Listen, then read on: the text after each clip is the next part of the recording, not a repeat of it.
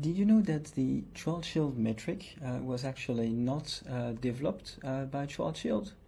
And that in fact, Schwarzschild advocated against this particular metric and proposed another one that did not suffer some of the traditional pathologies of this Schwarzschild metric. So that's what we are going to discuss today.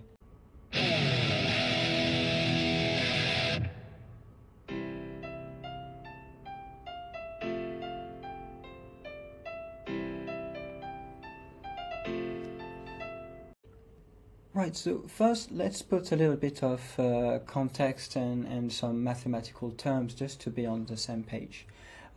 So consider that you've got two sets, one set of two axes, so x and y, to characterize some Cartesian coordinates and locate particular points. So in this particular case, you can imagine that you're going to have like these points A and B that are neighboring points. So here, of course, they are not necessarily like really neighboring, but you need to imagine they are kind of close enough. What you can ask yourself is, what is the the length of an actual straight line that would go from A to B? Now, in traditional Euclidean geometry, then you would find that this is called usually ds, and you can find it simply by applying Pythagoras theorem. And so usually this is framed by calling ds squared being equal therefore to dx squared plus dy squared. So really just using Pythagoras theorem. Okay. Now the problem is that when you go into when you constrain for example, A and B to be, for example, part of the same curve, then you can ask the length of that curve, which is between A and B. So a typical example, which is relatively simple to determine, is a case of a circle. So if A and B belong both to a circle of radius r, and they are actually only differing by an angle, difference, which is called d theta, then you can find that ds squared, which is the arc length joining A to B, is simply equal to r squared d theta squared. Okay, so that's kind of the idea. So what you see here is that it's not necessarily as simple as putting dx squared plus dy squared and so on. You may have some additional terms which are in front of the variations d theta, etc. It's just to tell you that things can be a little bit more complicated. So that's this particular explanation is in traditional geometry. So the thing is that now when you try to put together time and space, you need to conceive of this in a similar fashion as the way I've depicted it graphically. So traditionally, the way this is done is by taking, again, a set of axes that are going to represent coordinates. And so here, often, if you represent it in 2D, you're going to have the y-axis, which is now time, and then the x-axis corresponds to space. Now the points A and B therefore are not be points in space, but they are going to be what we call events, space-time events, if you will. So they are going to have an actual time at which they occur, and then they have also a particular place at which they occur. Now the way we use or we define, if you will, the equivalent of Pythagoras theorem in the context of space-time. So these are things that have been developed by Lorentz, Poincaré, I think Lenz participated as well, and then more famously Einstein, is in the following way. We keep the same structure as before, but now actually one of the signs is being negative. So you're going to have that the space-time length squared between two neighboring points or events is going to be c squared dt squared minus dx squared. And that's a special feature, this minus sign here, of the fact that you are in space-time and you're talking about the length in space-time.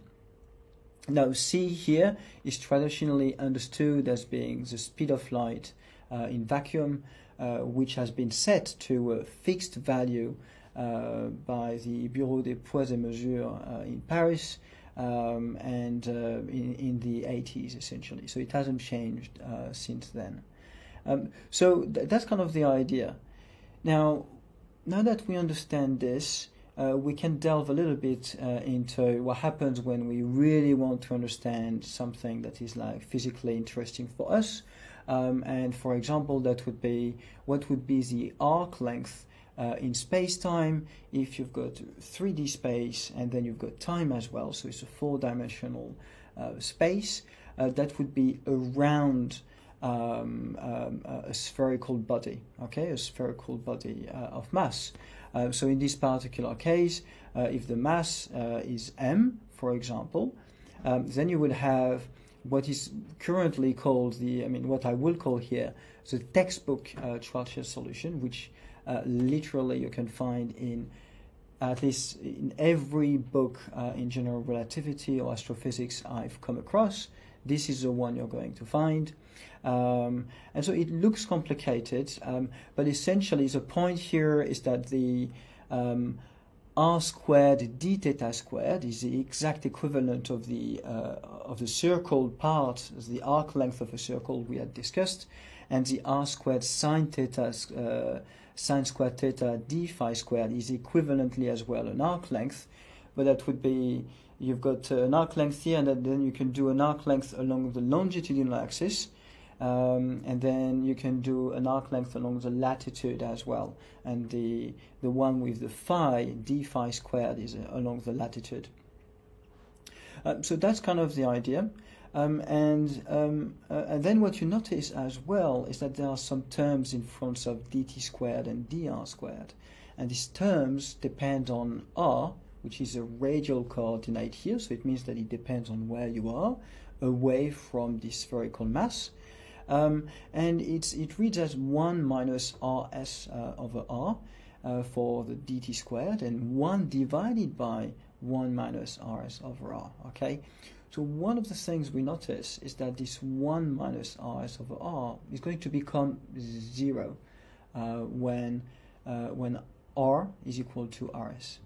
Now, some of you who are already versed in this may have recognized here that rs is what we call conventionally in textbooks the Schwarzschild radius, and it reads 2 times mass, so the mass of the mass you're looking at, and you're trying to look at the arc length that is outside of that mass, and then g here is the so-called universal gravitational constant, and then divided by c squared, so c being still the speed of light in vacuum. So what we see, and that's a typical consequence being advertised everywhere and including in science fiction text, is that essentially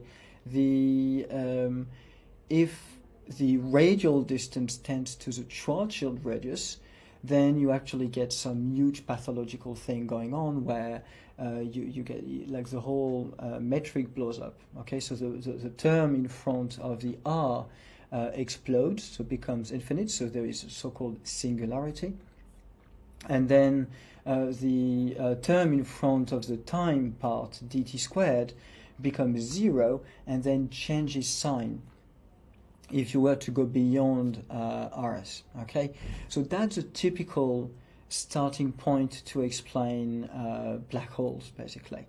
Okay, so the whole theory of black holes basically is linked to this particular expression we've seen earlier, with this specific mathematical pathology that there is some explosion going on in terms of the mathematical quantities when r tends to rs.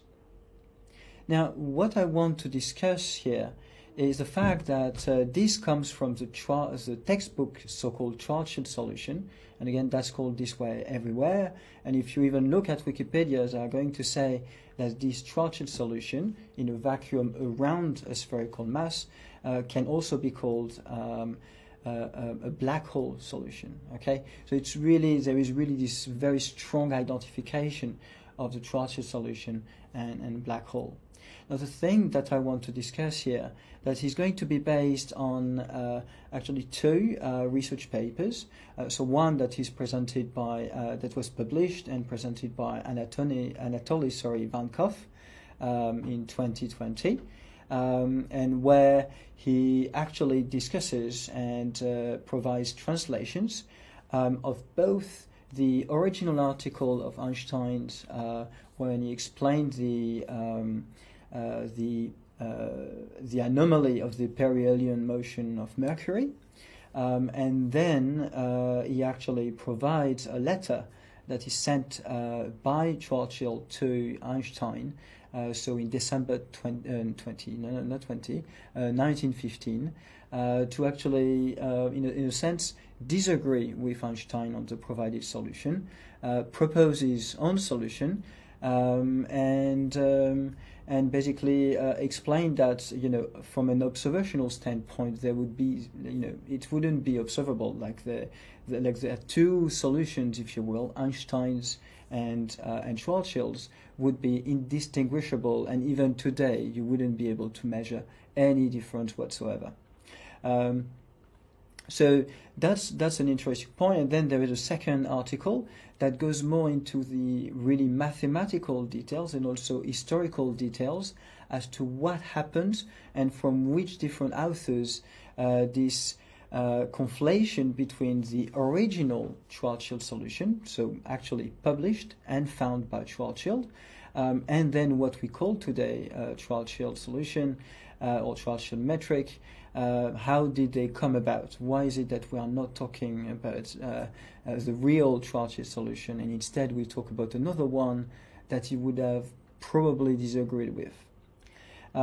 So the thing is that if we start back to discussing this metric that is around, so we want to know again the arc length in space-time that is around a spherical mass, and we want to know what it looks like if I write it in terms of dt and then dr, the radial coordinate, and so on.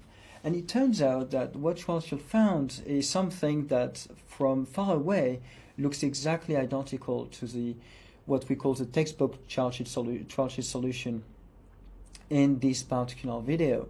So if you read, it reads exactly identical, except that all the factors and all the variations here are not in terms of r, the actual radial coordinate away from the spherical mass. They depend on a quantity called uppercase r here, and uppercase r is a function of the radial distance, and it's actually the cubic root of r cubed plus rs cubed.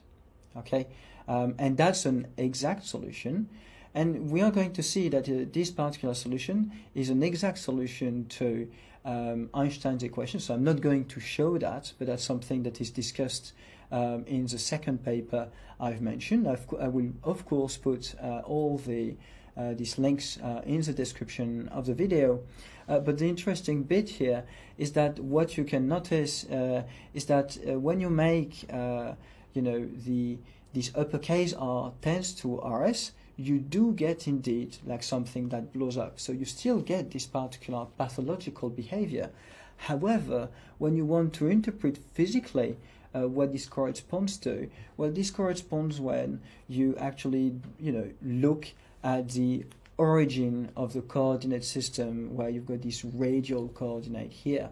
And so in the case of Schwarzschild, there was no doubt that if you look at the physical radial coordinate distance away from the mass, then essentially you would have to go to zero to observe any kind of mathematical pathologies. This is not to say that this is the case when you look at the entire solution, because you also need to solve these equations inside the body as well, but this is to say that at least the vacuum solution doesn't have any pathologies except at r equals 0. Okay, and I think that's quite important to point out. And in fact, that's really one of the things that was highlighted. So here, this is a quote. So that's from the article about the letter from Schwarzschild to Einstein. And so here, obviously, this is an English translation of the German letter, which is also provided, of the original letter, which is in German, which is also provided in the publication. And the thing here is that what you will see is that Schwarzschild tells Einstein that he was looking for a full solution of Einstein's equations for gravity. And, well, he says it's not too difficult, but I guess for many of us that would be difficult. But and then he said that he found a line element which fulfilled various constraints which Einstein had put in terms of physical constraints, if you will, and mathematical constraints having physical meaning, rather. And then what he says that the null point, so essentially the null point is r equals 0, and only the null point is singular. And that's something that really Schwarzschild was emphasizing.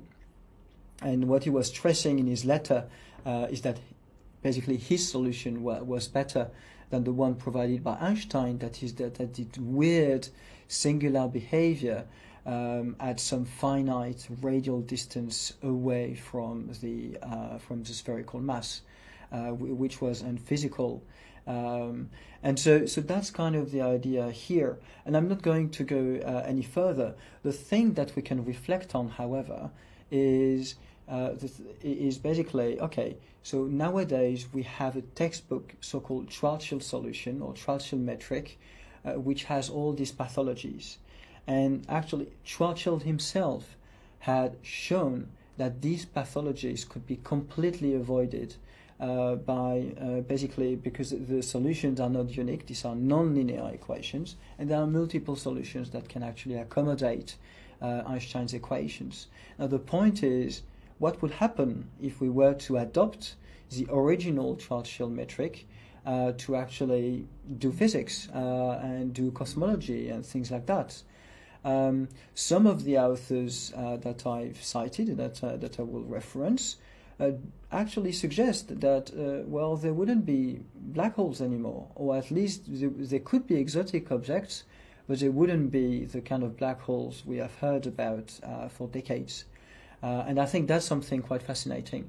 So the bottom line is that very likely Schwarzschild would not have predicted black holes, and in fact he would probably have fought against at least this initial take coming from what he would have thought, I believe, an improper solution to